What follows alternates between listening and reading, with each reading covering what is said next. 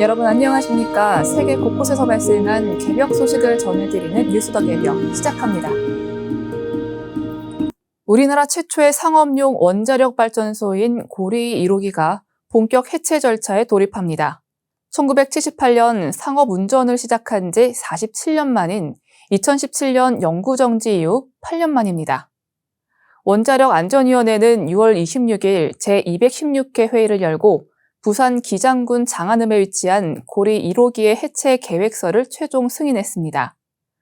회의에는 제적위원 9명 전원이 참석해 약 2시간 동안 집중 심의를 벌였으며 논의 끝에 해체안을 의결했습니다.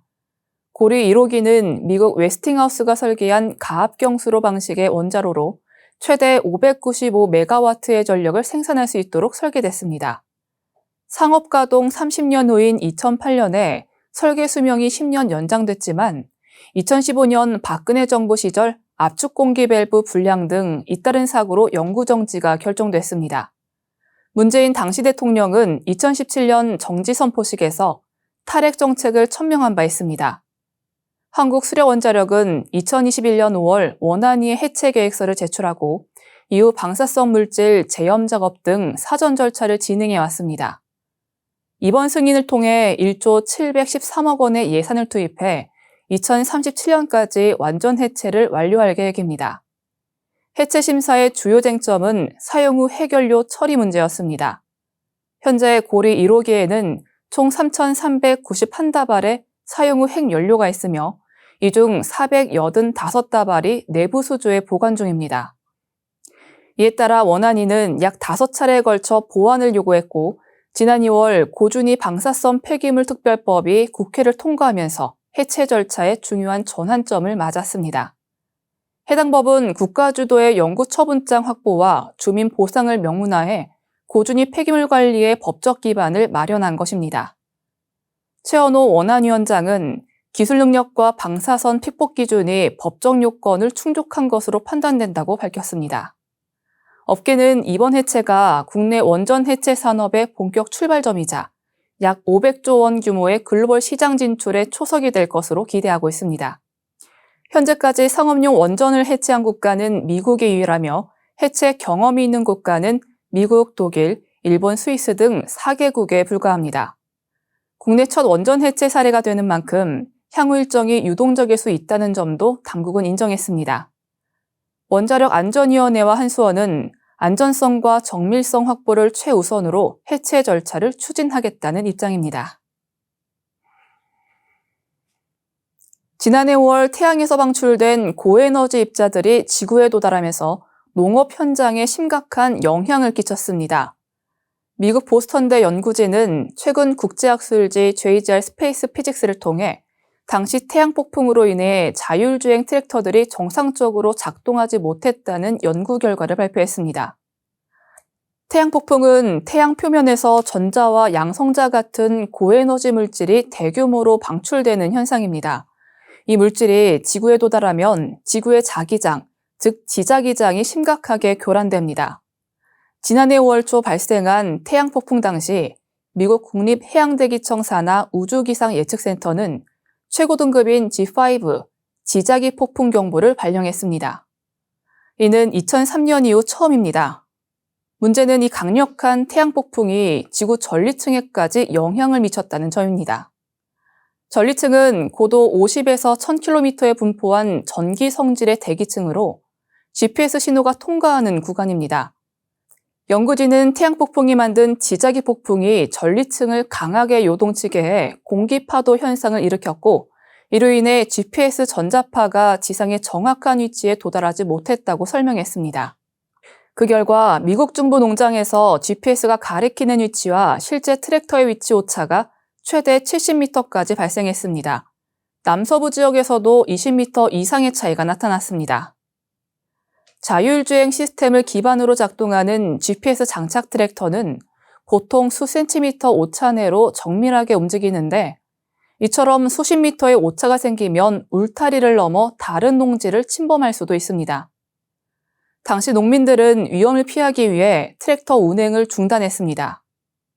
GPS 기반 트랙터는 2010년대 후반부터 미국 농업 현장에 급속히 보급되어 전체 농민의 절반 이상이 사용하고 있습니다. 자율주행 기술 덕분에 농민은 트랙터에 탑승하지 않아도 파종과 수확, 비료 살포 등을 자동으로 수행할 수 있어 노동력 절감 효과가 큽니다.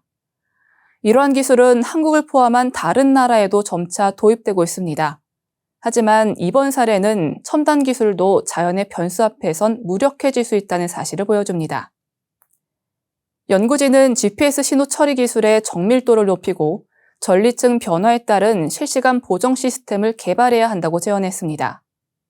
태양폭풍은 예측이 어렵고 반복 가능성이 높은 자연 현상인 만큼 장기적인 대응 전략이 시급한 시점입니다.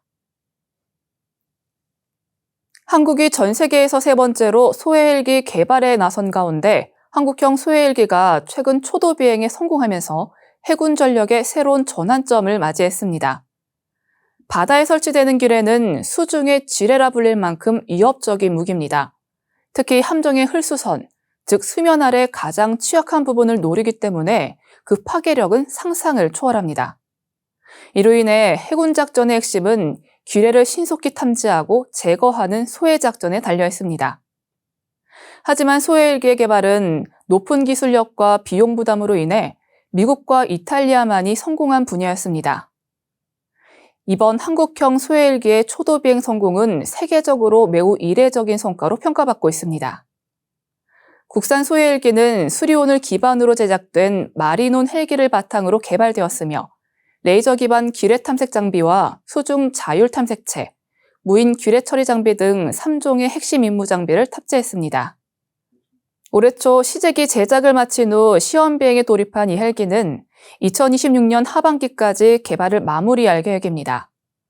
이후 한국 해군은 소해헬기 8기를 양산해 2030년까지 전담대대를 창설할 예정이며 해군 함정과 연계 운용 실험도 병행 중입니다.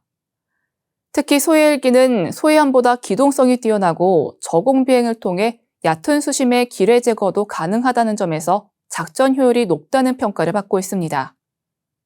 삼면이 바다로 둘러싸인 한반도 지형 특성상 동해, 남해, 서해의 다양한 해상 환경에 맞춘 소해 역량 확보는 곧 해양 안보의 핵심이라 할 수 있습니다.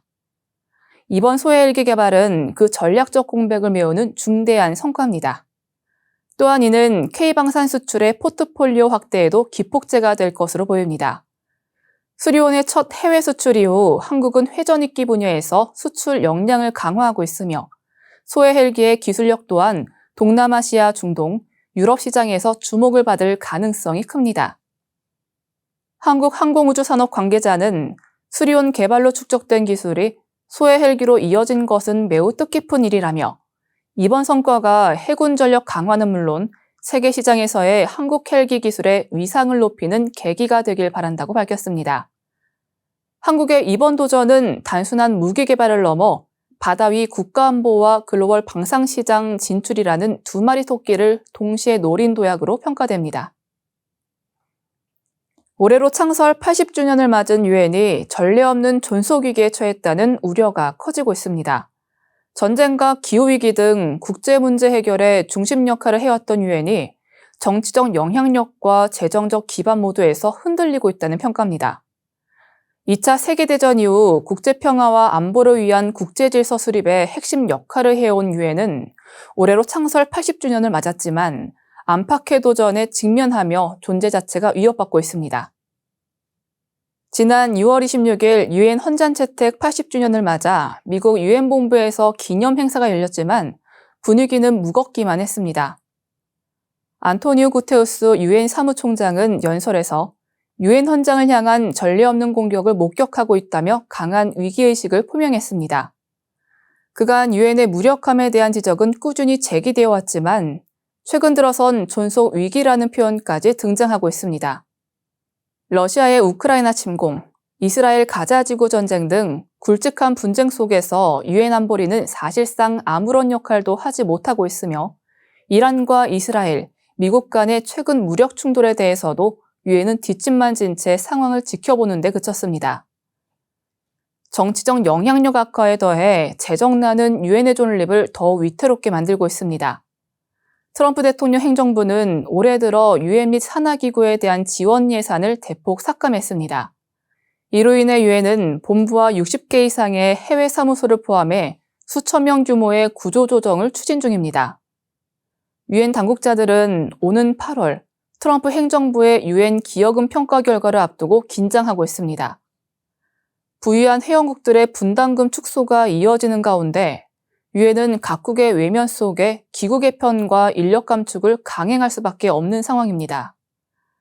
카자흐스탄 카이랏 우마로프 유엔 대사는 지금의 유엔 80주년은 결코 축하할 일이 아니다라고 말하며 현실을 냉정하게 평가했습니다. 구테우스 총장은 지난해 미래를 위한 협약을 주도하는 등 개혁 의지를 보이고 있지만 한계가 명확하다는 지적도 적지 않습니다. 국제위기그룹 리처드 고완 유엔 담당국장은 2027년 출범할 차기 사무총장은 조직의 대폭적인 축소를 피할 수 없을 것이라며 유엔의 향후 진로에 어두운 전망을 내놓았습니다. 한편 유엔은 1945년 6월 26일 51개국이 샌프란시스코에 모여 창설되었으며 현재 193개국이 회원국으로 가입해 있습니다. 하지만 다자주의의 상징으로 불렸던 유엔은 이제 창립 이래 최대 시험대에 올라 있습니다. 증산 상제님의 천지공사에 의해 세계 일가 통일정권공사로 실현된 국제연맹이 오늘날 국제연합 유엔으로 발전해 한 시대를 이끌어왔습니다. 그러나 이제 유엔의 역할이 역사적 한계에 다다른 지금, 인류는 갈등과 분열을 넘어 지구촌 통일 문명, 세계 일가의 새 질서를 모색해야 할 전환점에 서 있습니다. 그 중심은 바로 대한민국 태전에서 열릴 인류 새 문명의 주무대로 향하고 있습니다. 이상으로 뉴스 더 개벽 마치겠습니다. 시청해주신 여러분 감사합니다.